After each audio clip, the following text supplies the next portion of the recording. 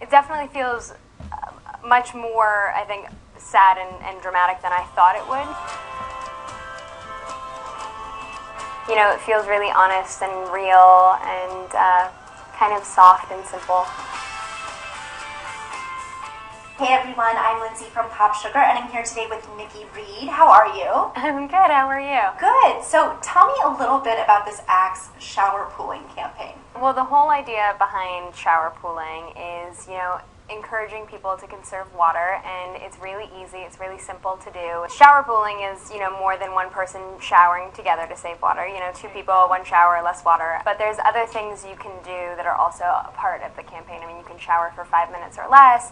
You can install water-efficient shower heads. I don't know about you, but growing up, I remember feeling like you wake up really early in the morning, you're kind of like, you want to just sit in the shower for like 30 minutes because it's hot, and you don't want to get up, you don't want to go to school, and you're moving slow. And so I think just sort of like picking up the pace a little bit and being a little bit more aware of that. So that's where the 5-minute shower comes into play, and it's actually not that hard to do. It's not like you walk out feeling dirty. I mean, you can take a full shower in 5 minutes, and I have all this hair and I do it. Now, this is one of many charitable causes that you've gotten involved in, and I know that you and Paul actually sang a duet recently at one event. Yeah, we did. That was on Saturday, and all the proceeds went to helping baby elephants in Kenya. Now, you guys have teamed up before, so do you see yourselves collaborating again in the future? We're recording right now, so our EP will be done in about 3 weeks, and it's coming out in November, and there's going to be 5 or 6 songs on there, depending on what we pick from the 10 we have. So. Wow, how would you describe the sound of the EP? Very sort of folky, acoustic, singer, songwriter kind of stuff. It feels really honest and real and kind of soft and simple. Well, I love your blog, and you Thanks. recently wrote a post about you and Paul kind of being out and going unrecognized, and he played a song. Somebody wished him good luck with his music career, right? Yeah, it was really sweet, actually. I was visiting my family in Hawaii, and Paul, as long as there's a guitar in sight, like, you can put him anywhere, and he just gravitates. I mean, it's like crazy. It's like 2 magnets, Paul and a guitar. Right. So we were sitting in front of a bookstore, and these kids were playing music, and Paul hopped up and was like, "Can I sing a song?" And of course, it was a song that was a duet, so immediately I was like, "Oh my God, I'm singing too! Here I go!" And we sang together, and it was really sweet. Yeah, well, and your post was a little bit too about the freedom of kind of going out and not having people recognize you. And you guys are so used to being in the public eye, so is it that kind of refreshing sometimes?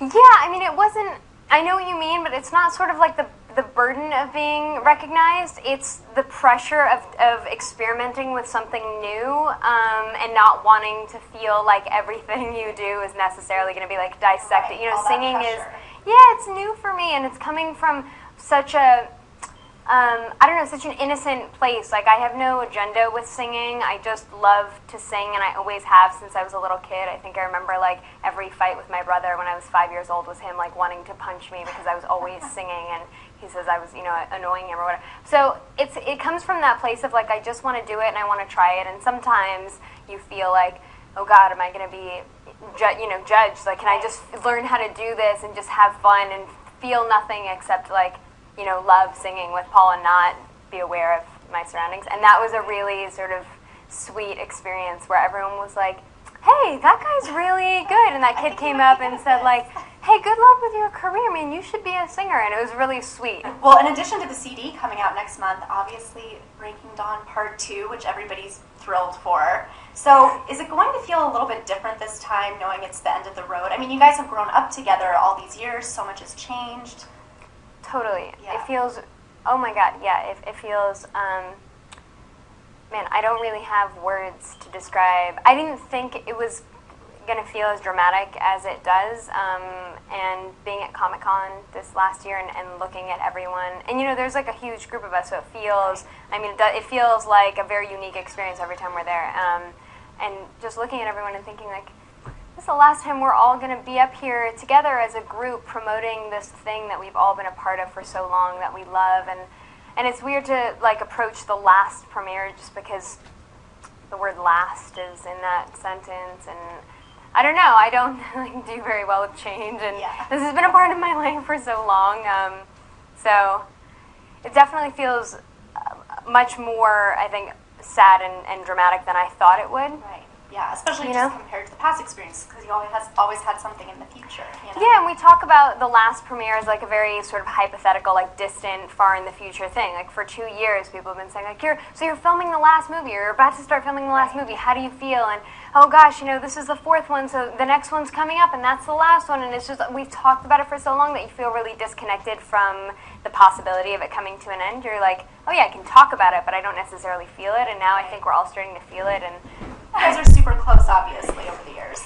we're all close in different ways, and I think as we've all grown up, we've found different people at different times, and at this point in time, Jackson having a baby, and he also lives really close to me, and he's clearly in a serious relationship, and he's a musician, and my husband's a musician, and I think all of those things have just made, like going out on double dates really easy and convenient, and there's totally like a bromance going on between Paul and Jackson, so it works, and we just have very similar lifestyles at this point in time. So I see Jackson all the time. I could tell stories right now about each and every one of them and moments that we've shared that are incredible and reasons why we've bonded. And you know what I mean? Exactly. Truly, we're like a family. We really are.